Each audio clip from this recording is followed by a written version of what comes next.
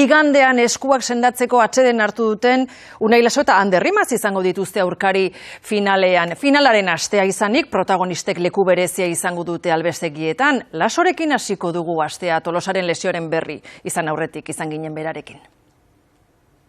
Iaz txapelketa osoagoa egin zutelakoan dago buruz buruko txapelduna. Nik uste berezikini oso ondo neola, eta Ander ere eskuak ondo zituen, eta partido hobeak egin genituen, eta aurten bazberdina, pixkat irregularragoak egon gara. Baina aurtengoak bukaera hobea izan dezake, zaildu egin dira Laso eta Imaz. Momentu klabetan ondo iritsi gara, eta hori da oso garrantzitsua. Goi maila honetan, eta elortu dugu beste final bat, eta oso pozik. Finalaren astean gora berak izan ohi ditu pilotariak.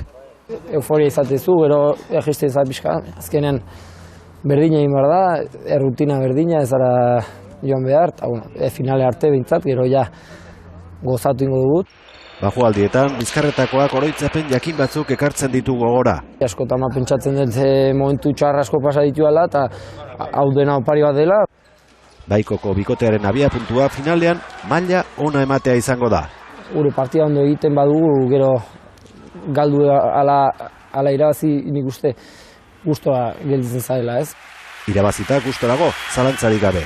Buruan dut irabaztea, eta frontoia zutek egotea, eta azkenean partidu bat jokatzea.